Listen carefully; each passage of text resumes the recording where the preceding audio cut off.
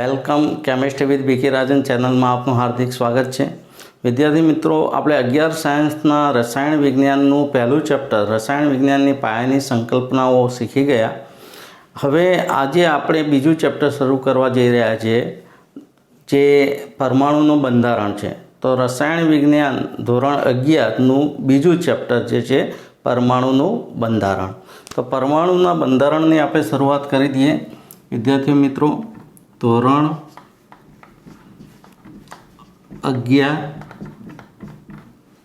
Science chemistry પ્રકરણ 2 પરમાણુનું બંધારણ. રાજન sir. વિદ્યાર્થી મિત્રો, આ જે છે ચેપ્ટર ધોરણ 11 સાયન્સનું કેમેસ્ટ્રીનું પ્રકરણ 2 પરમાણુનું બંધારણ, આના વિશે આપણે ચર્ચા કરવાની છે. હવે વિદ્યાર્થી મિત્રો, આપણે જાણીએ છીએ કે ભાઈ તત્વો જે છે, તત્વો એ પરમાણુના બનેલા છે. પરમાણુના બનેલા છે. તત્વો છે પરમાણુના બનેલા છે. તત્વોના રાસાયણિક ગુણધર્મોમાં વિવિધતા તથા સમૃદ્ધતા એ તત્વમાં રહેલા પરમાણુના આંતરિક બંધારણ પર આધારિત છે. આંતરિક બંધારણ પર આધારિત છે. ઓકે વિદ્યાર્થી મિત્રો, આ ખાસ યાદ રાખજો. કોઈ પણ તત્વ છે એ તત્વના રાસાયણિક ગુણધર્મોમાં જોવા મળતી વિવિધતા કે સમૃદ્ધતા એ તત્વમાં રહેલા પરમાણુના આંતરિક બંધારણ પર આધારિત છે. 19મી સદીમાં પરમાણુ અવિભાજ્ય ગણાતું. પરમાણુ અવિભાજ્ય ગણાતું.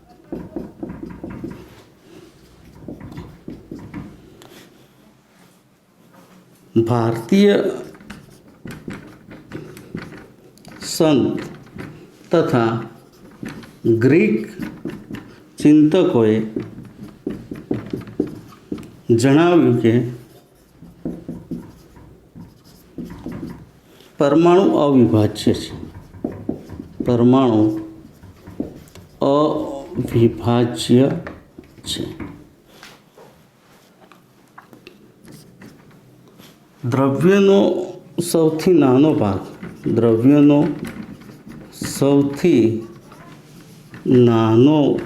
ભાગ કે જે પરમાણુ છે અને તે અવિભાજ્ય છે. પરમાણુનો અંગ્રેજી શબ્દ એટમ, ATOM, એટમ. આ જે એટમ છે, એટમ એ ગ્રીક શબ્દ એટોમિયોમાંથી આવ્યો છે. એટોમિયો. આ જે એટોમિયો જે છે, એટોમિયો, જેનો અર્થ આગળ વિભાજન ન થાય એવું થાય. આગળ વિભાજન થતું નથી. આગળ કાપી ન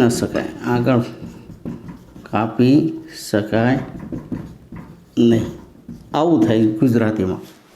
તેના ભાગ તેના ભાગ પડે નહીં. આમ પરમાણુ અવિભાજ્ય ગણાતો. ડાલ્ટનના સમયે ડાલ્ટને પરમાણ્વીય સિદ્ધાંત રજૂ કર્યો હતો. ડાલ્ટને પરમાણ્વીય સિદ્ધાંત રજૂ કર્યો અને જણાવ્યું કે પરમાણુ અવિભાજ્ય છે, અવિભાજ્ય છે એવું ડાલ્ટને જણાવ્યું. હવે ડાલ્ટને આજે જણાવી દીધું કે ભાઈ પરમાણુ અવિભાજ્ય છે, જેનું આગળ વિભાજન થઈ શકતું નથી. તો આ જે પરમાણુ અવિભાજ્ય છે એ 19મી સદી સુધી ચાલ્યું. 19મી સદી સુધી ચાલ્યું માનવામાં આવ્યું. પરંતુ હવે ખાસ યાદ રાખજો, પરંતુ 19મી સદીના અંતમાં તથા 20મી સદીની શરૂઆતમાં 20મી સદીની શરૂઆતમાં અવલોકન થયું, અવલોકન કરવામાં આવ્યું કે પરમાણુનું વિભાજન થઈ શકે છે. પરમાણુનું વિભાજન થાય છે. અત્યાર સુધી એમ માનતા હતા કે પરમાણુ અવિભાજ્ય છે, પરંતુ 19મી સદીની અંતમાં, આજે 19મી સદીના અંતમાં અને 20મી સદીની શરૂઆતમાં અવલોકન કરવામાં આવ્યું કે પરમાણુનું વિભાજન થાય છે. પરમાણુના મૂળભૂત 3 ભાગ પડે છે. મૂળભૂત 3 કણો છે. પરમાણુના મૂળભૂત 3 કણ છે. Electron, proton, neutron. તો વિદ્યાર્થી મિત્રો, હવે આપણે જે વિચારતા હતા કે પરમાણુ અવિભાજ્ય છે એ વસ્તુ બિલકુલ ખોટી પડી ગઈ. કારણ કે સાબિત થઈ ગઈ છે કે પરમાણુનું પણ વિભાજન થાય છે. પરમાણુ અંતિમ કણ નથી, પરમાણુનું પણ વિભાજન થાય છે. પરમાણુનું વિભાજન થઈ 3 મૂળભૂત કણો મળે છે: ઇલેક્ટ્રોન, પ્રોટોન અને ન્યુટ્રોન. હવે પરમાણુનું વિભાજન થયા પછી પરમાણુના જે મૂળભૂત 3 કણો, જેને અપરમાણ્વીય કણો કહીશું આપણે, અપરમાણ્વીય કણો, અપરમાણ્વીય કણ. અને આ અપરમાણ્વીય કણ છે 3 છે: ઇલેક્ટ્રોન, પ્રોટોન અને ન્યુટ્રોન. આ 3 અપરમાણ્વીય કણો રહેલા છે. તો આટલું પહેલાં સમજી લઈએ. પ્રકરણ 2 છે પરમાણુનું બંધારણ. તત્વો એ પરમાણુના બનેલા છે. તત્વના રાસાયણિક ગુણધર્મોમાં વિવિધતા અને સમૃદ્ધતા એ તત્વમાં રહેલા પરમાણુના આંતરિક બંધારણ પર આધારિત છે. 19મી સદીમાં પરમાણુ અવિભાજ્ય ગણાતો હતો. ભારતીય સંતો તથા ગ્રીક ચિંતકોએ જણાવ્યું કે પરમાણુ અવિભાજ્ય છે. દ્રવ્યનો સૌથી નાનો ભાગ કે જે પરમાણુ છે અને તે અવિભાજ્ય છે. પરમાણુનો અંગ્રેજ શબ્દ એટમ એ ગ્રીક ભાષાના શબ્દ એટોમિયોમાંથી ઉતરી આવ્યો છે. એટોમિયોનો અર્થ થાય છે કે જેનું આગળ વિભાજન થઈ શકે નહીં, તેના ભાગ પડે નહીં, તેનો આગળ કાપી શકાય નહીં, એવું થાય છે. ડાલ્ટને પરમાણુય સિદ્ધાંત રજૂ કર્યો અને જણાવ્યું કે પરમાણુ અવિભાજ્ય છે. 19મી સદી સુધી આ વસ્તુ સાચી માનવામાં આવતી હતી કે પરમાણુ અવિભાજ્ય છે. પરંતુ 19મી સદી પછી 19મી સદીના અંતમાં અને 20મી સદીની શરૂઆતમાં અવલોકન કરી દીધું અને પરમાણુ જે અવિભાજ્ય ગણાતો હતો એ બિલકુલ ખોટું છે. પરમાણુનું પણ વિભાજન થઈ શકે છે અને પરમાણુનું વિભાજન થઈ તેના 3 મૂળભૂત કણો, જેને અપરમાણુય કણ કહે છે, ઇલેક્ટ્રોન, પ્રોટોન અને ન્યુટ્રોન પડે છે. મતલબ કે પરમાણુનું વિભાજન કરીને આપણે અપરમાણુય કણ મેળવી શક્યા છીએ: ઇલેક્ટ્રોન, પ્રોટોન અને ન્યુટ્રોન. હવે આ અપરમાણુય કણો છે એ અપરમાણુય કણોના લીધે પરમાણુ વિશે થોડીક સમજૂતી મેળવીએ. કે અત્યાર સુધી જે આપણે પરમાણુ અવિભાજ્ય માનતા હતા, આને આખી ગણતરી કરતા હતા, એ બિલકુલ હવે ખોટી પડશે. તો હવે પરમાણુ વિભાજ્ય છે અને એના આધારે શું થાય છે એ સમજી લઈએ. તો જે પરમાણુ જે છે એ પરમાણુ વિભાજ્ય છે અને તેના 3 મૂળભૂત કણ, જેને અપરમાણુય કણો કહીશું, ઇલેક્ટ્રોન, પ્રોટોન અને ન્યુટ્રોન મળે છે. અને એના આધારે આપણે કેટલીક માહિતી મળે, આપણા મગજમાં કેટલાક પ્રશ્નો ઉત્પન્ન થશે. અપરમાણુય કણો ઉત્પન્ન થયા એટલે હવે કયા છે તો એ પહેલું સમજીએ.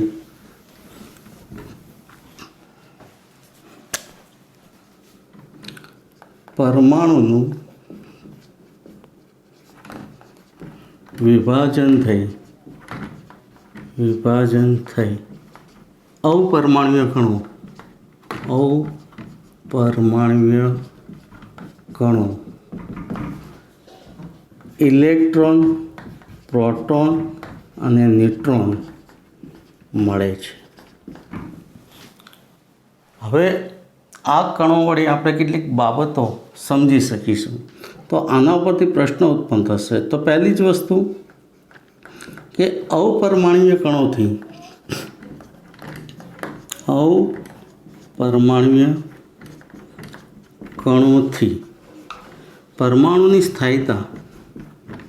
પરમાણુની સ્થાયીતા કેવી રીતે સમજાવી શકાય?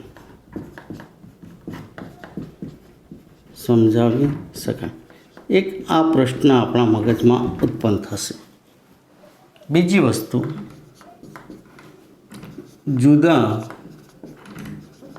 જુદા તત્વોના ભૌતિક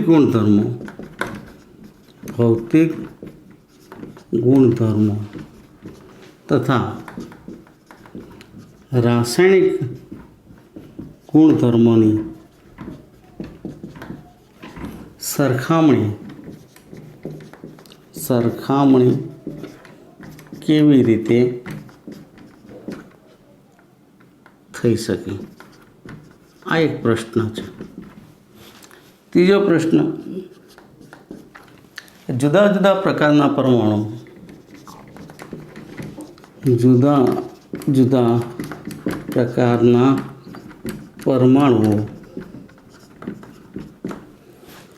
એકબીજા સાથે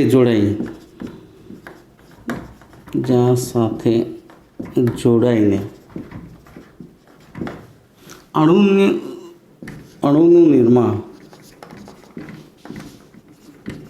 નિર્માણ કેવી રીતે કરે છે? આ પણ એક પ્રશ્ન છે. ચોથો પ્રશ્ન, પરમાણુ દ્વારા શોષાતા કે ઉત્સર્જન પામતા વિદ્યુત ચુંબકીય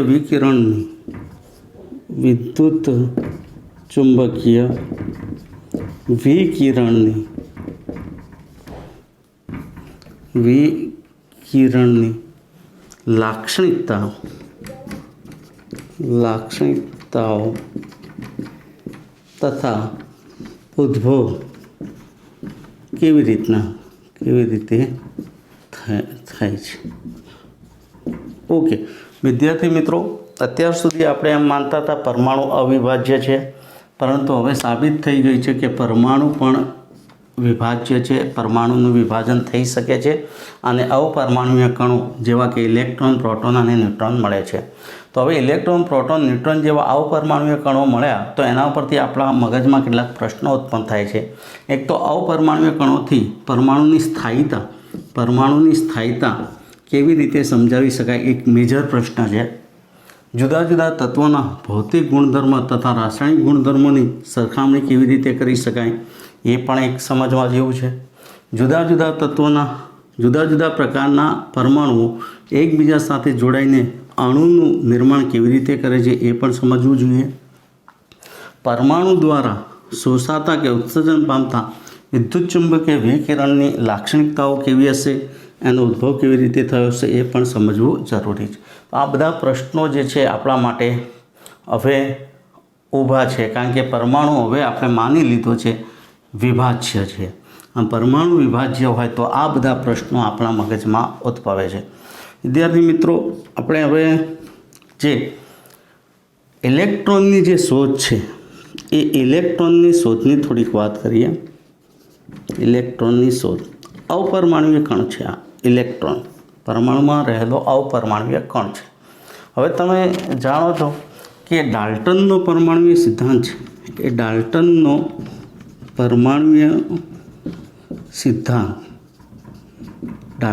પરમાણુય સિદ્ધાંત આપણને દ્રવ્ય સંચયનો સિદ્ધાંત એટલે કે દળ સંચયનો સિદ્ધાંત, બીજું નિશ્ચિત પ્રમાણનો સિદ્ધાંત,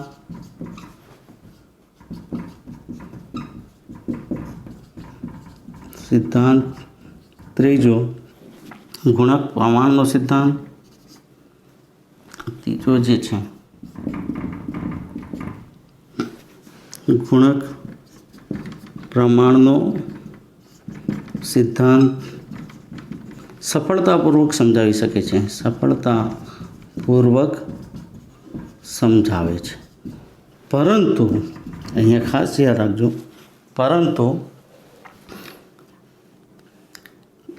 એબોનાઇટના કે કાચના સળિયાને કાચ કે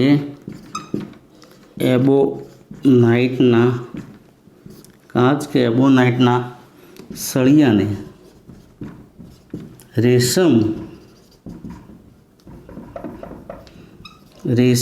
કે ચામડાની સપાટી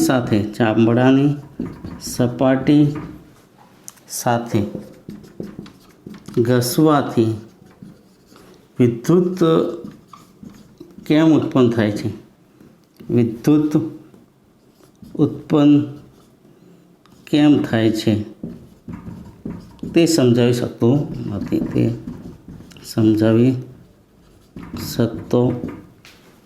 નથી. ઓકે વિદ્યાર્થી મિત્રો, પહેલાં આટલું સમજી લઈએ કે ભાઈ ઇલેક્ટ્રોનની શોધની વાત કરીએ તો ડાલ્ટન જે છે એ ડાલ્ટનનો પરમાણુય સિદ્ધાંત આપણને દળ સંચયનો સિદ્ધાંત, નિશ્ચિત પ્રમાણનો સિદ્ધાંત, ગુણક પ્રમાણનો સિદ્ધાંત સફળતાપૂર્વક સમજાવે છે. પરંતુ કાચ કે એબોનાઇટના સળિયાને રેશમ કે ચામડાની સપાટી સાથે ઘસવાથી વિદ્યુતના તણખા ઉત્પન્ન થાય અથવા તો વિદ્યુત ઉત્પન્ન થાય છે. આ વિદ્યુત ઉત્પન્ન કેમ થાય છે તે સમજાવી શકતો નથી. એટલે વિદ્યાર્થી મિત્રો, હવે આ સમજવું હોય તો કે પરમાણુ વિભાજ્ય છે એમ માનીને ચાલવું પડે. તો હવે આપણે આગળ જોઈએ છીએ કે ભાઈ ઇલેક્ટ્રોન જે છે એ ઇલેક્ટ્રોનની શોધ કેવી રીતે થઈ એ સમજી લઈએ.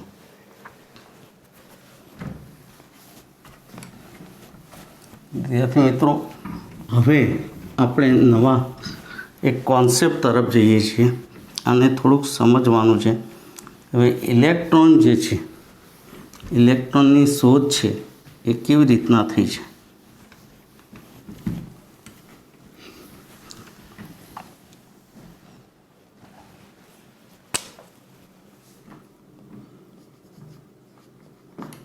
ઇલેક્ટ્રોનની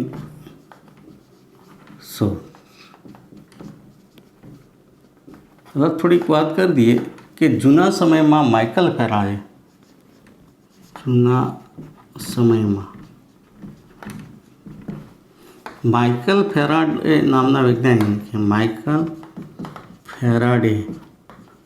નામના વૈજ્ઞાનિકે વિદ્યુત વિભાજ્યના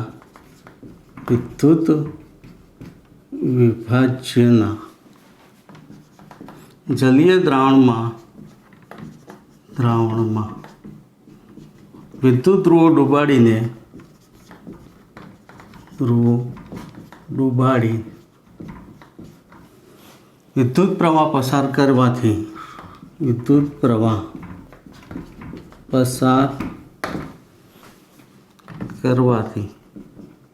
વિદ્યુત ધ્રુવો પર રાસાયણિક પ્રક્રિયા થઈ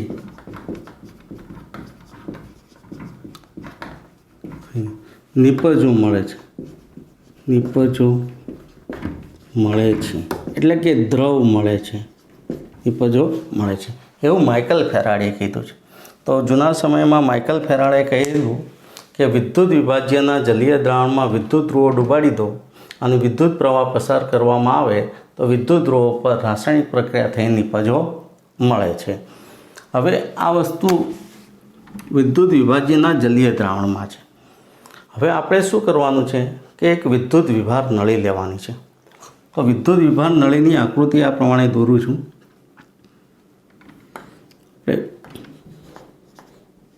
વિદ્યુત વિભાર નળી આ પ્રયોગ જ કરવાનો છે.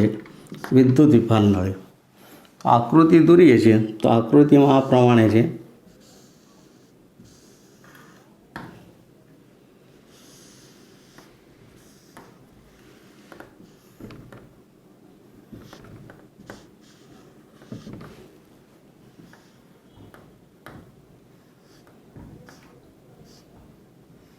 આકૃતિ આપણે સાચી દોરવાની જરૂર છે.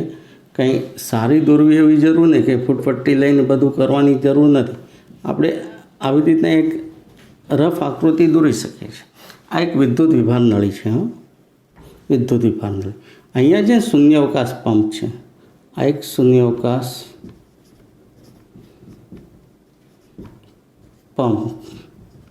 આ બે છેડા છે ને, આ છેડા પર એક વિદ્યુત ધ્રુવ ડૂબાડેલો છે, આ બીજા છેડા પર વિદ્યુત ધ્રુવ છે. હવે આ જોડી દીધો છે વિદ્યુત ધ્રુવ. આ કેથોડ છે અને કેથોડ એ ઋણ વીજભારિત છે. આ એનોડ છે, એનોડ, અને એ પોતે ધન વીજભારિત છે. આ ધન વીજ.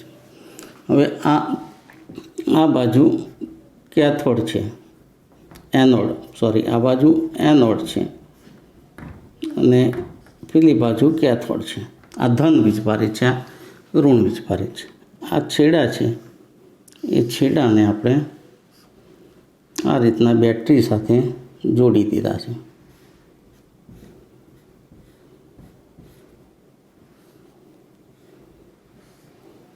આ રીતના એક સિમ્પલ આકૃતિ છે જે વિદ્યુત વિભાર નળીની છે. તો વિદ્યાર્થી મિત્રો, આ એક વિદ્યુત વિભાર નળી છે. આ વિદ્યુત વિભાર નળીની આકૃતિ છે. આ વિદ્યુત ધ્રુવો છે. આ જે છે શું છે? વિદ્યુત ધ્રુવ. પણ કયો છે? એનોડ. એનોડ એટલે પ્લસ. આ વિદ્યુત ધ્રુવ છે, વિદ્યુત ધ્રુવ. તો કયો છે? કેથોડ. કેથોડ એટલે માઇનસ. અહીંયા છે ને વાયુઓ ભરી દેવાના છે. આ શૂન્યાવકાશ વડે બધી એર કાઢી દેવાની, પછી વાયુ ભરી દેવાના. આ રીતની આકૃતિ છે. હવે આ જ આકૃતિમાં આપણે અહીંયા લખી શકીએ કે આકૃતિમાં દર્શાવ્યા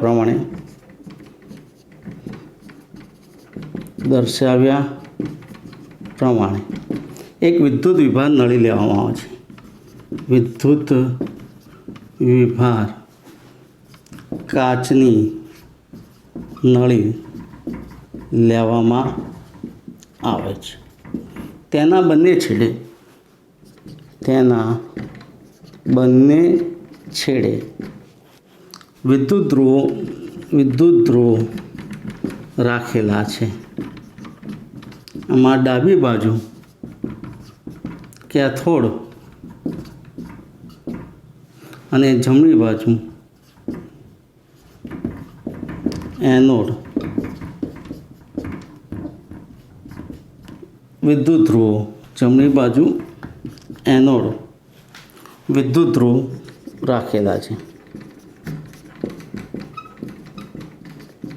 વચ્ચે શૂન્યાવકાશ પંપ મૂકેલો છે. અવકાશ પંપ રાખેલો છે. ઓકે વિદ્યાર્થી મિત્રો, આપણે જે દેખાય છે એ લખી દીધું. આ એક વિદ્યુત વિભાર નળી છે. એના બે છેડા છે. બે છેડા ઉપર વિદ્યુત ધ્રુવો જોડ્યા છે. એમાં ડાબી બાજુ કેથોડ વિદ્યુત ધ્રુવ, જમણી બાજુ એનોડ વિદ્યુત ધ્રુવ છે. વચ્ચે શૂન્યાવકાશ પંપ છે. હવે શૂન્યાવકાશ પંપ દ્વારા બધી જ હવા કાઢી લેવામાં આવે છે, બધી જ હવા કાઢી લેવામાં આવે છે। હવે વિદ્યુત વિભાર નળીમાં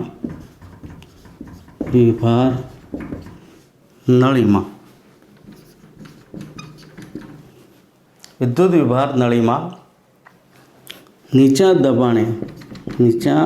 દબાણે તથા ઊંચા વોલ્ટેજ, આ બે વસ્તુ યાદ રાખજો વિદ્યાર્થી મિત્રો। વોલ્ટેજ ઊંચું છે અને નીચા દબાણે ઊંચા વોલ્ટેજ પસાર કરવામાં આવે છે। તેથી કેથોડ પરથી કિરણો નીકળે છે, કેથોડ પરથી કિરણો ઉત્પન્ન થાય છે, કેથોડ પરથી કિરણો ઉત્પન્ન થાય જેને કેથોડ કિરણો કહે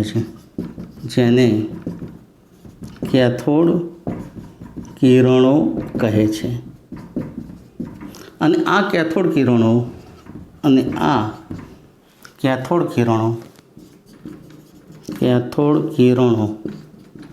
જે કેથોડ કણો તરીકે ઓળખાય,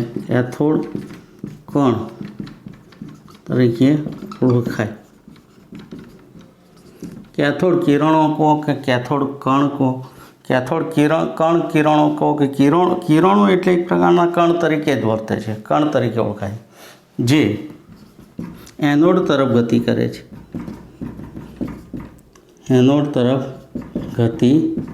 કરે છે, એટલે કે કેથોડ કિરણો એ કેથોડમાંથી નીકળતા કેથોડ કિરણો એ કેથોડ ધ્રુવથી એનોડ તરફ, એટલે કે ઋણ ધ્રુવથી ધન ધ્રુવ તરફ ગતિ કરે છે। એટલે કે કેથોડ કિરણો ઋણ ધ્રુવથી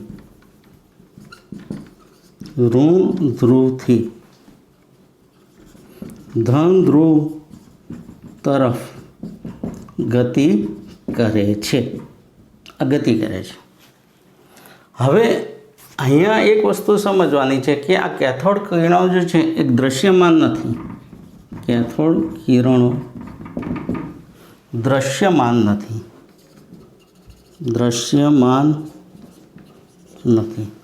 કેથોડ કિરણો છે ને એ દૃશ્યમાન નથી, જોઈ શકાય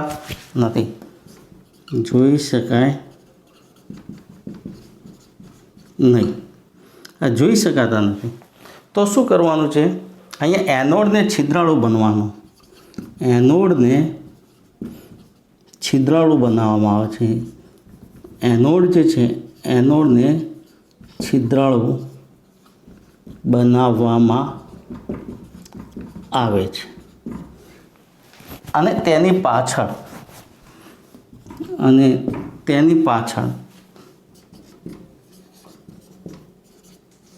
પ્રસ્ફુરણ પડદા તરીકે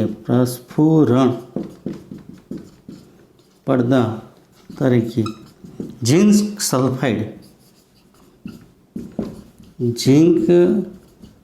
સલ્ફાઇડ રાખવામાં આવે છે।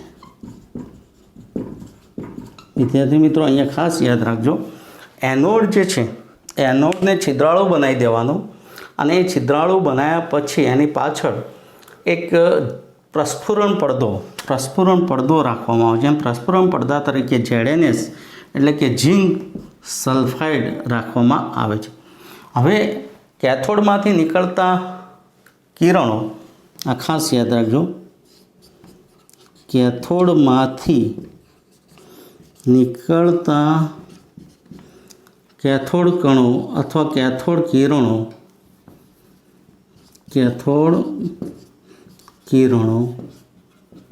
એનોડ પર અથડાય છે,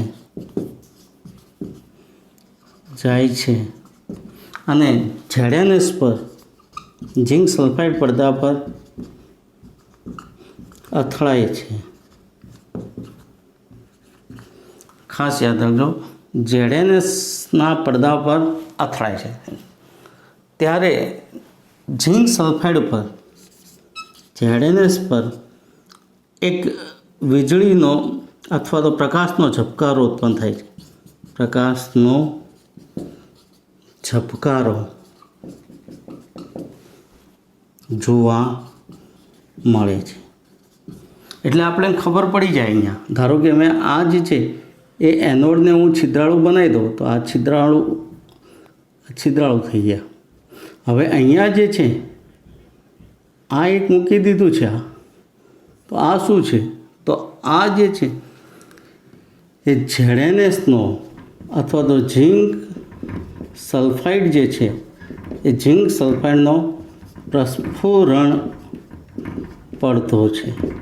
એટલે અહીંયાથી આ નીકળે છે, આ કિરણો નીકળ્યા જે કેથોડ કિરણો છે એ અહીંયાથી અથડાશે, અહીંયા અથડાશે.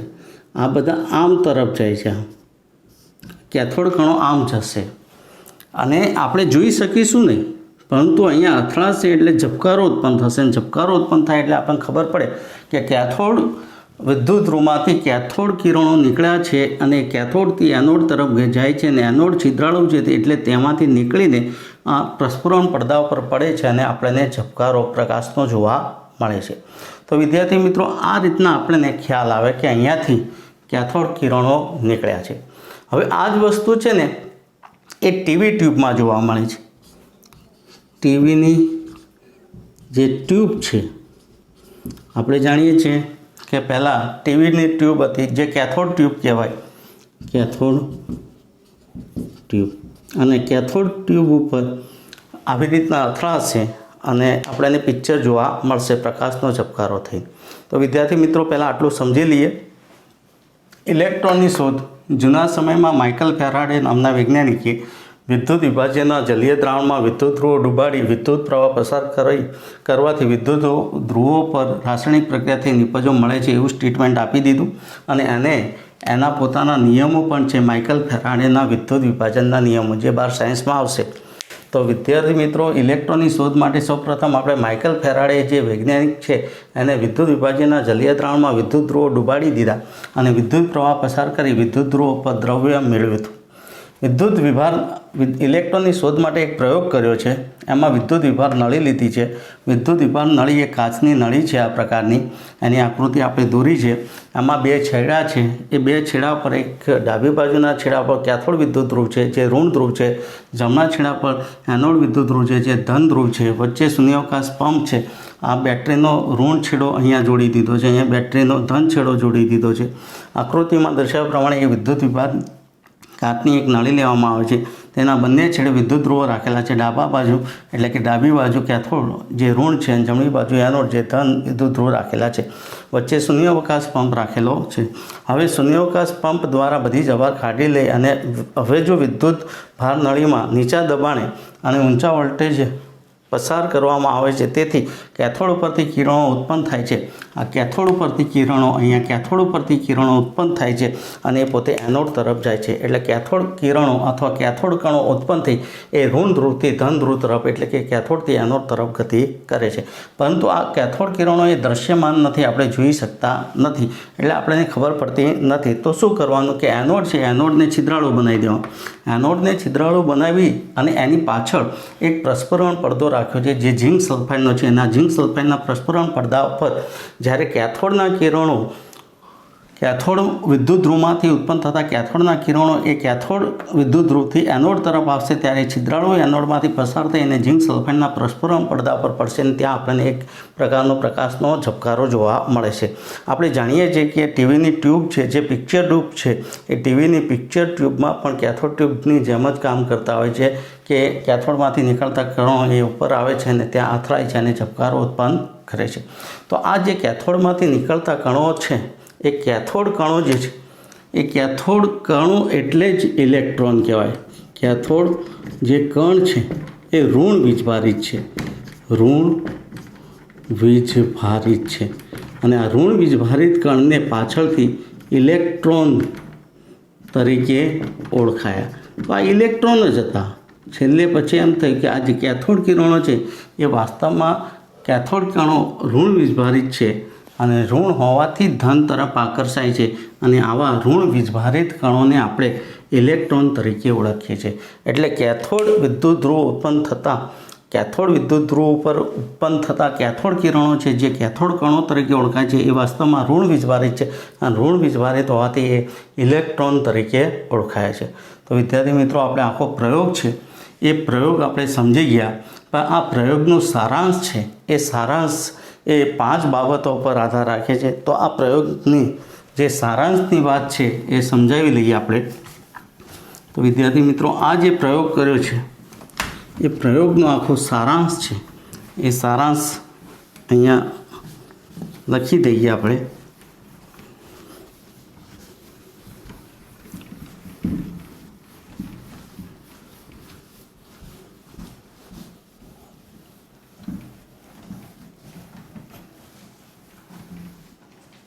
આ મુદ્દાઓ ખૂબ જ અગત્યના છે આ સારાંશના, તો એને સમજી લઈએ. વિદ્યુત વિભાર નળી દ્વારા કરવામાં આવેલા પ્રયોગના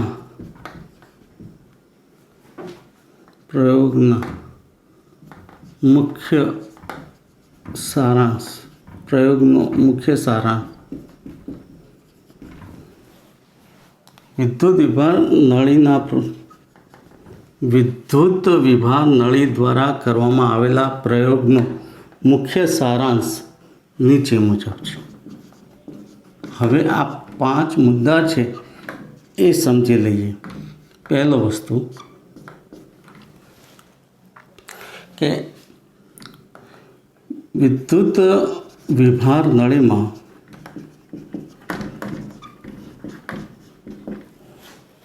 કેથોડમાંથી ઉત્પન્ન થતા, એટલે કે ઋણ ધ્રુવમાંથી ઉત્પન્ન થતા કેથોડ કિરણો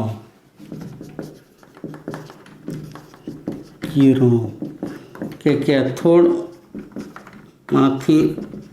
નીકળતા કણો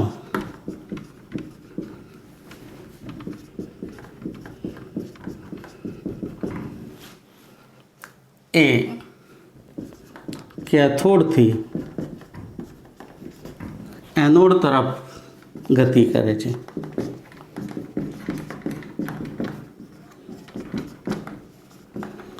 એટલે કે કેથોડ કિરણો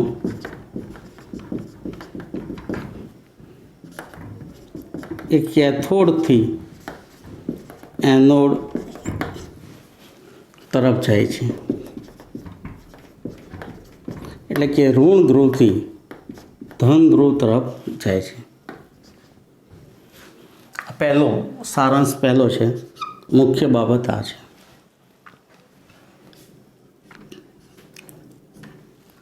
આ જે કેથોડ કિરણો છે એ કેથોડ કિરણો કેથોડમાંથી નીકળે છે અને પોતે એનોડ તરફ ગતિ કરે છે. કેથોડ કિરણો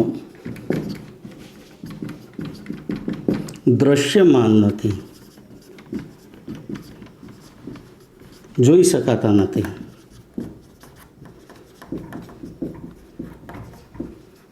તેથી એનોડને છિદ્રાળુ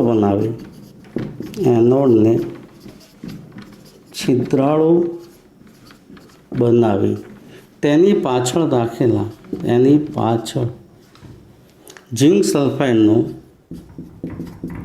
ઝિંક સલ્ફાઇડનો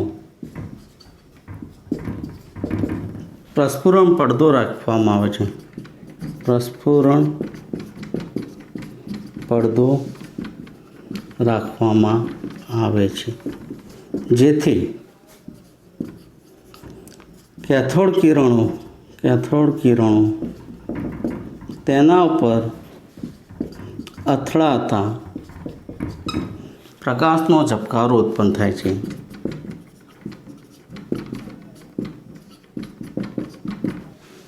પ્રકાશનો ઝબકારો ઉત્પન્ન થાય છે, જે ટીવીની પિક્ચર ટ્યુબમાં જોઈ શકાય છે. જોઈ શકાય છે. ટીવીની જે પિક્ચર ટ્યુબ છે એ આ પ્રકારે કેથોડ ટ્યુબ જ છે. ત્રીજી વસ્તુ, વિદ્યુત ક્ષેત્ર કે ચુંબકીય ક્ષેત્રની ગેરહાજરીમાં, આ ખાસ યાદ રાખજો, વિદ્યુત ક્ષેત્ર કે ચુંબકીય ક્ષેત્રની ગેરહાજરીમાં કેથોડ કિરણો સીધી લીટીમાં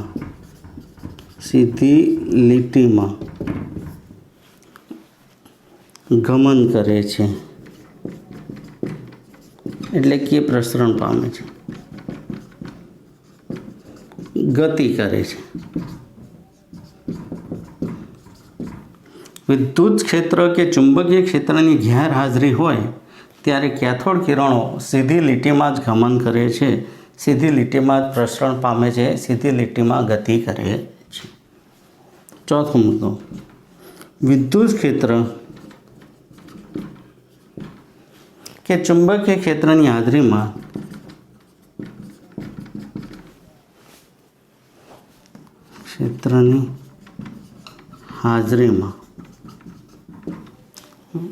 કેથોડ કિરણોનો સ્વભાવ કે પ્રકૃતિ એ ઋણ વીજભારિત કણ જેવી હોય છે. ઋણ વીજભારિત કણ જેવી હોય છે. વિદ્યાર્થી મિત્રો, આ ખાસ યાદ રાખજો. વિદ્યુત ક્ષેત્ર કે ચુંબકીય ક્ષેત્રની હાજરીમાં કેથોડ કિરણોનો સ્વભાવ હોય કે પ્રકૃતિ હોય એ ઋણ વીજભારિત કણ જેવી હોય છે. અને આવા ઋણ વીજભારિત કણને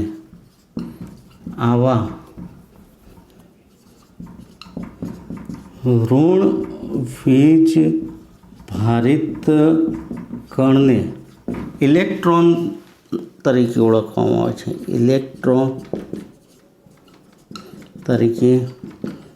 ઓળખવામાં આવે છે. એટલે વિદ્યાર્થી મિત્રો, આ જે ઉત્પન્ન થયા છે ને કેથોડ કિરણો, એ કેથોડ કિરણોની પ્રકૃતિ છે ને એ ઋણ વીજભારિત જેવી હોય છે. અને આવા ઋણ વીજભારિત કણને હવે આપણે ઇલેક્ટ્રોન નામ આપ્યું છે અને ઇલેક્ટ્રોન તરીકે ઓળખીએ છીએ. આ પ્રયોગનો સારાંશનો છેલ્લો મુદ્દો છે, વિદ્યુત વિભાર નળીમાં. આ જે વિદ્યુત વિભાર નળી આપણે દોરીએ છીએ એ વિદ્યુત વિભાર નળીમાં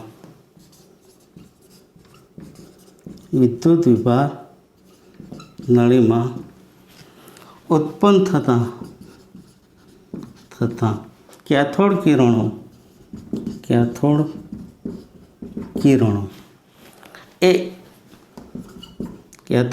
એટલે ઇલેક્ટ્રોન જ, એ વિદ્યુત ધ્રુવોના પદાર્થોના પ્રકાર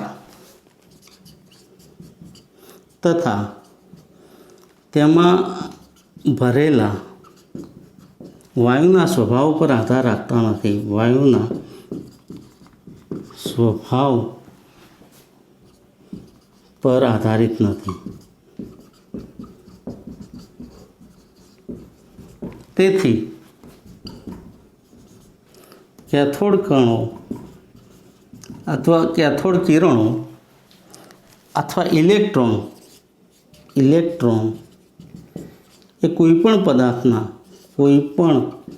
પદાર્થમાં રહેલા પાયાના ઘટક કણો છે.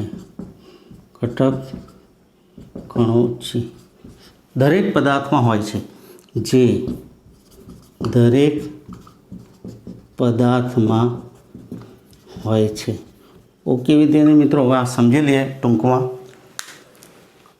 પરીક્ષામાં ઘણીવાર પૂછાતું હોય છે કે વિદ્યુત વિભાર નળીના પ્રયોગ દ્વારા કરવામાં આવેલા પ્રયોગના મુખ્ય સારાંશ લખો. તો વિદ્યુત વિભાર નળી દ્વારા કરવામાં આવેલા પ્રયોગનો મુખ્ય સારાંશ શું છે? તો એ 5 મુદ્દાઓ પર આધારિત છે. એક તો વિદ્યુત વિભાર નળીમાં કેથોડમાંથી નીકળતા કેથોડ કિરણો એ કેથોડથી એનોડ તરફ ગતિ કરે છે।